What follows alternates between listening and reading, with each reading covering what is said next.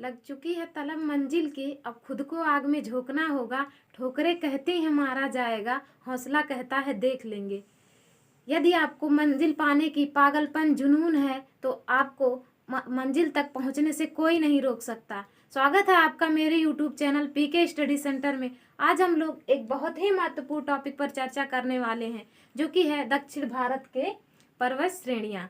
तो इस टॉपिक पर हमने उत्तरी भारत की पर्वत श्रेणियाँ या कहें हिमालय की पर्वत श्रेणियाँ, मध्य भारत की पर्वत श्रेणियों के बारे में डिस्कस कर लिया है, जो कि इसका वीडियो लेक्चर आ चुका है। यदि आप उस लेक्चर को नहीं देखे हैं तो आप उसको अवश्य देख लें, जिससे आप इस वीडियो लेक्चर को उस वीडियो लेक्चर से अच्छे से कनेक्ट कर पाएंगे और अपनी पढ़ाई को एक नई दिशा दे पाएंगे। तो चलिए वीडियो को स्टार्ट करते हैं।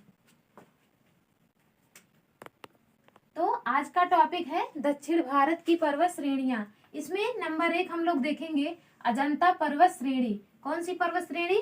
अजंता पर्वत श्रेणी। ये पूरी तरह से महाराष्ट्र में स्थित है। तो ये कहाँ स्थित है? महाराष्ट्र में, जो कि महाराष्ट्र का लोकेशन मैप में इस जगह है। तो ये पूरी तरह से कहाँ स्थित है? महाराष्ट्र में स्थित है। इस पर्वत श्रेणी में स्थित गुफाएं गुप्तकालीन चित्रकला के लिए विश्व प्रसिद्ध हैं। तो आपको याद रखना है कि अजंता पर्वत श्रेणी में गुप्तकालीन चित्रकलाएं पूरे विश्व में प्रसिद्ध हैं। और आगे बढ़ते हैं, अब देखेंगे सतमाला पहाड़ी हरिश्चंद्र पर्वत श्रृंखला भी महाराष्ट्र में ही स्थित है। तो आपको महाराष्ट्र में 3 पर्वत श्रृंखला याद रखना। कौन कौन से? तो अजंता पर्वत श्रृंखला, सतमाला पहाड़ी और हरिश्चंद्र पर्वत श्रृंखला। तो आई होप आपको याद हो गया होगा। आगे बढ़ते हैं, और ये तो आपको याद ही रखना है कि चित्रकला के लिए अजंता एलोरा की गुफाएं बहुत प्रसिद्ध हैं, जो कि कहाँ स्थित है? तो महाराष्ट्र में स्थित है। आगे बढ़ेंगे, अब हम लोग देखेंगे इसमें ये पर्वत श्रेणी महाराष्ट्र कर्नाटक तक फैली है। कहाँ तक फैली है? तो महाराष्ट्र से कर्नाटक तक फैली है। कौन सी पर्वत श्रेणी? तो बालाघाट पर्वत श्रेणी। आगे बढ़ेंगे, तो ये पर्वत गोदावरी नदी और भीमा नदी के बीच जल विभाजन का कार्य करती है। तो किन 2 नदियों के बीच जल विभाजन का कार्य करती है? तो आपको ध्यान रखना है गोदावरी नदी और भीमा नदी के मध्य कौन सी पर्वत श्रृंखला? तो श्रृंखला जो कि मैप में कुछ इस जगह स्थित है, आप देख सकते हैं, कुछ इस जगह स्थित है। ये गोदावरी नदी और भीमा नदी के मध्य जल विभाजन का कार्य करती है। आगे बढ़ेंगे, अब तो एक नोट लिखा हुआ है, पश्चिमी तट पर स्थित पर्वत श्रृंखलाओं की पश्चिमी घाट सह्याद्री पर्वत के नाम से जाना जाता है। तो आपको ध्यान रखना है, इधर साइड जो गुजरात के साइड एरिया है उसको कौन से तट के नाम से जाना जाता है? तो पश्चिमी तट के नाम से जाना जाता है। और इसको सह्याद्री पर्वत के नाम से जाना जाता है। यहाँ के जो पर्वत हैं उनको सह्याद्री पर्वत के नाम से जाना जाता है। और इधर के जो साइड, इधर उड़ीसा के साइड और इधर आंध्र प्रदेश के साइड जो एरिया है उसको पूर्वी घाट के नाम से जाना जाता है। तो आगे बढ़ेंगे, इसको सह्याद्री पर्वत के नाम से जाना जाता है। और पूर्वी तट पर स्थित पर्वत श्रृंखलाओं को पूर्वी घाट के नाम से जाना जाता है। इधर पश्चिमी घाट की पर्वत श्रृंखलाओं को सह्याद्री पर्वत और इसको पूर्वी घाट के नाम से जाना जाता है। आगे बढ़ेंगे, अब हम लोग देखेंगे नल्ला मलाई की पहाड़ी। नल्ला मलाई की पहाड़ी के बारे में डिस्कस करेंगे। तो ये पहाड़ी आंध्र प्रदेश में कृष्णा नदी के दक्षिण में स्थित है। तो आप लोग मैप में देख सकते हैं कि कुछ इस जगह पे ऐसे कौन सी पहाड़ी स्थित है? तो नल्ला मलाई की पहाड़ी स्थित है। कौन सी पहाड़ी? नल्ला मलाई की। दोस्तों आपको जहाँ भी हो आप पढ़ रहे हैं तो आपको अपने मन में जरूर बोलना चाहिए या वैसे भी बोलना चाहिए, जिससे आपको ये याद होने वाला है। तो नल्ला मलाई की पहाड़ी कुछ मैप में इस जगह स्थित है, जो कि कृष्णा नदी के दक्षिण में स्थित है। ये कृष्णा नदी है, इसके दक्षिण में कौन सी पहाड़ी स्थित है? एग्जाम में पूछा जा सकता है। तो नल्ला मलाई की पहाड़ी स्थित है। आगे बढ़ेंगे कि उत्तर से दक्षिण की ओर फैली है। यह उत्तर से दक्षिण की ओर फैली है।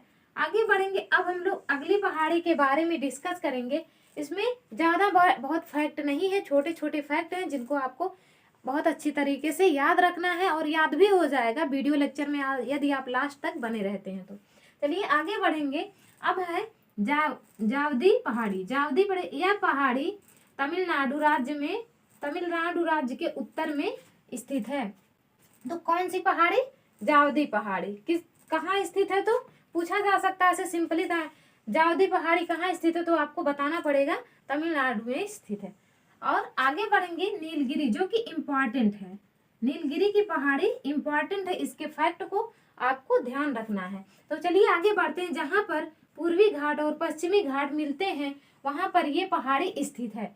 तो पूछा जाता है पूर्वी घाट और पश्चिमी घाट की मिलान बिंदु पर कौन सी पहाड़ी स्थित है? वेरी मोस्ट इम्पॉर्टेंट क्वेश्चन है।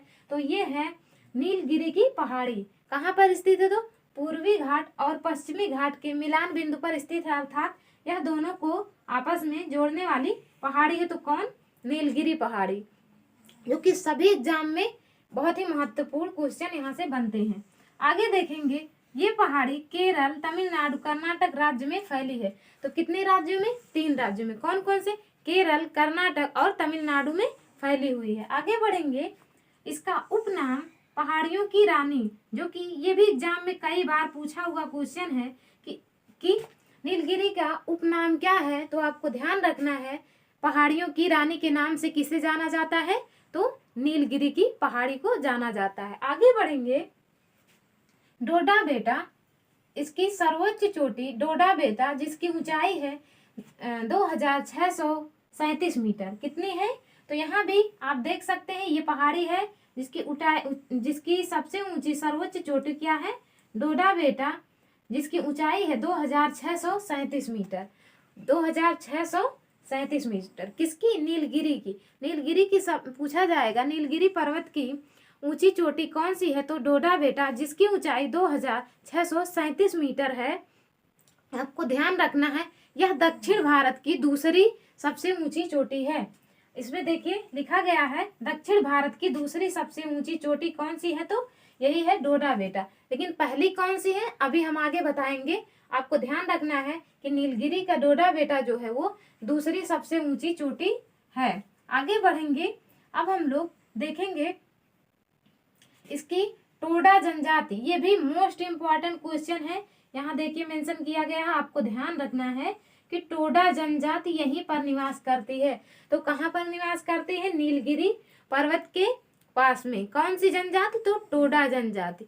आपको ध्यान रखना है जितने भी क्वेश्चन मैंने बताए हैं वो किसी न किसी एग्जाम में पूछे गए क्वेश्चन है। तो यदि आप किसी भी एग्जाम की प्रिपरेशन कर रहे हो, जैसे कि UP police, RO, SSC, banking या फिर रेलवे, तो आपको इन जो मैंने बताए हैं कि इम्पोर्टेंट है उसको आपको बहुत ही अच्छे तरीके से याद रखना है। आगे बढ़ेंगे, अब देखेंगे अन्नामलाई की पहाड़ी। ये भी मोस्ट इम्पॉर्टेंट है, मोस्ट इम्पॉर्टेंट। तो आपको दक्षिण भारत में 2 मोस्ट इम्पॉर्टेंट पहाड़ियों के बारे में ध्यान रखना है। वो कौन कौन सी है? तो एक है नीलगिरी पहाड़ी और दूसरी है अन्नामलाई पहाड़ी। अन्नामलाई तो और भी इम्पोर्टेंट हो जाती है क्योंकि इसमें इसी अन्नामलाई पहाड़ी पर दक्षिण भारत की सबसे ऊंची चोटी स्थित है, जिसका नाम है अनामुदी। क्या नाम है? अनामुदी, जिसकी ऊंचाई है 2695 मीटर। कितनी है? 2695 मीटर। उसकी कितनी थी? तो दूसरी सबसे ऊंची चोटी थी 2637 और इसकी 2695 मीटर। आगे बढ़ेंगे, इसके बारे में आपको इसको तो ध्यान ही रखना है, जरूरी है। आगे देखेंगे, केरल तथा तमिलनाडु राज्य की सीमा पर स्थित पहाड़ी है। यह अन्नामलाई पहाड़ी केरल तथा तमिलनाडु की सीमा पर स्थित है। तो आप लोग मैप में कुछ देख सकते हैं, यहाँ पर मेंशन किया गया है अन्नामलाई की पहाड़ी, जो कि केरल और तमिलनाडु की सीमा पर स्थित है, जैसा कि मैंने बताया। आगे देखिए, जिसकी सबसे ऊंची चोटी अनामुदी 2695 मीटर, यह दक्षिण भारत की सबसे ऊंची चोटी है। तो हमने बताया कि दक्षिण भारत की सबसे ऊंची चोटी कौन सी है, तो अनामुदी है। वो किस पर्वत की चोटी है, तो अन्नामलाई की चोटी है। किसकी है, अन्नामलाई की चोटी अनाईमुड़ी दक्षिण भारत की सबसे ऊंची पर्वत चोटी है। मैंने फिर से रिपीट कर दिया। आगे बढ़ेंगे। अब देखिए कार्डमम की पहाड़ियाँ, कार्डमम की पहाड़ियों के बारे में डिस्कस करेंगे। ये पहाड़ियाँ केरल और तमिलनाडु में विस्तृत हैं। कहाँ पर, तो केरल और तमिलनाडु में विस्तृत है। आपको मैप में कुछ इस जगह दिख रहा होगा, यह स्थित है कहाँ पे, कार्डमम की पहाड़ियाँ केरल और तमिलनाडु में। आगे बढ़ेंगे। ये भारत की अंतिम पहाड़ी है। यह आपको मैप में भी दिख रहा होगा कि ये सबसे नीचे है, इसका मतलब ये अंतिम पहाड़ी है। ठीक, आगे बढ़ेंगे। यह इलायची की खेती के लिए प्रसिद्ध है।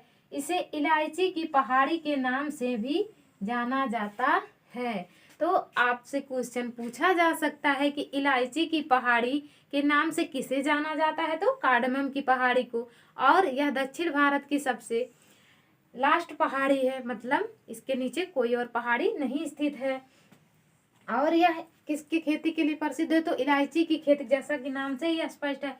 अब हमने महत्वपूर्ण पॉइंट मेंशन किया है, क्योंकि कुछ छोटी छोटी पहाड़ियां हैं, उनको भी आपको ध्यान रखना है, क्योंकि एग्जाम में यहाँ से भी क्वेश्चन बन जाते हैं और यह मोस्ट इम्पॉर्टेंट है। आगे बढ़ेंगे।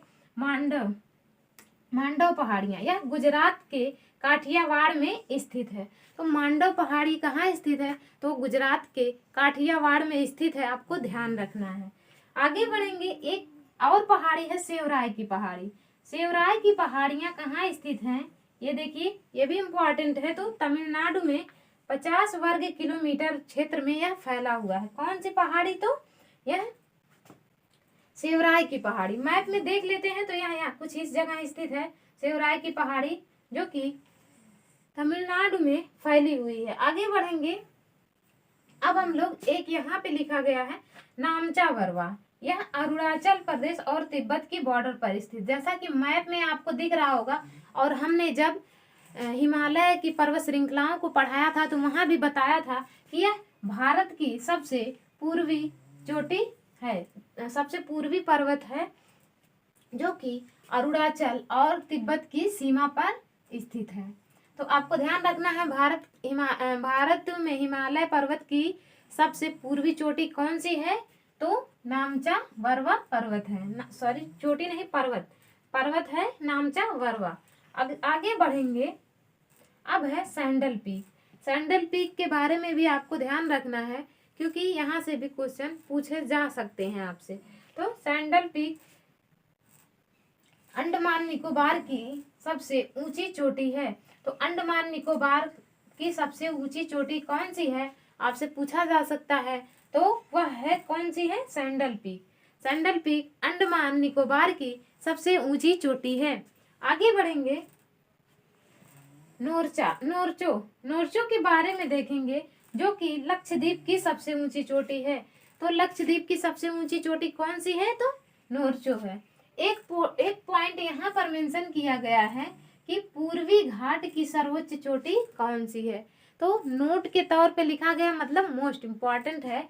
यह पूर्वी घाट की सबसे ऊंची चोटी महेंद्रगिरी है, जबकि हमने पश्चिमी घाट की सबसे ऊंची चोटी अनाईमुदी बताया है और पूर्वी घाट की महेंद्रगिरी है। तो वैसे तो सबसे ऊंची यही अनाईमुदी है, लेकिन यदि आपसे पूर्वी घाट की पूछा जाता है तो महेंद्रगिरी है, और ये पश्चिमी घाट की सबसे ऊंची चोटी है। तो आई होप दोस्तों वीडियो लेक्चर आपको पसंद आया होगा। तो इस वीडियो में हमने क्या क्या डिस्कस किया उसको भी एक नज़र से देख लेते हैं। तो हमने अजंता एलोरा की गुफाएं, जो कि चित्रकला के लिए प्रसिद्ध हैं, प्राचीन चित्रकला के लिए प्रसिद्ध है, इसको देखा। और सतमाला पहाड़ी और हरिश्चंद्र पहाड़ी भी कहाँ स्थित, महाराष्ट्र में। इसके बाद हम लोगों ने बाल घाट पर्वत श्रृंखला के बारे में डिस्कस किया, जो कि गोदावरी नदी और भीमा नदी के जल विभाजन करती हैं। आगे हम लोगों ने देखा पश्चिमी घाट और पूर्वी घाट को किस नाम से जाना जाता है। इसके आगे नल्लामलाई की पहाड़ी के बारे में पढ़ा। इसके आगे जावदी पहाड़ी के बारे में, या तमिलनाडु में फैली है, इसके बारे में पढ़ा। नीलगिरी, जो कि इधर दक्षिण भारत में इम्पॉर्टेंट पहाड़ी है नीलगिरी और अन्नामलाई, इसके बारे में हम लोगों ने डिटेल में देखा। और कार्डमम की पहाड़ी, मांडव पहाड़ी, सेवराय पहाड़ी, इसके अलावा नामचा और सैंडल पीक और सर्वोच्च चोटी महेंद्रगिरी। तो आई होप दोस्तों आज का लेक्चर यहीं पर समाप्त होता है। आई होप दोस्तों वीडियो आपको पसंद आया होगा। अगर वीडियो आपको पसंद आता है तो वीडियो को लाइक करें, चैनल को सब्सक्राइब करें, वीडियो को शेयर करना ना भूलें। धन्यवाद।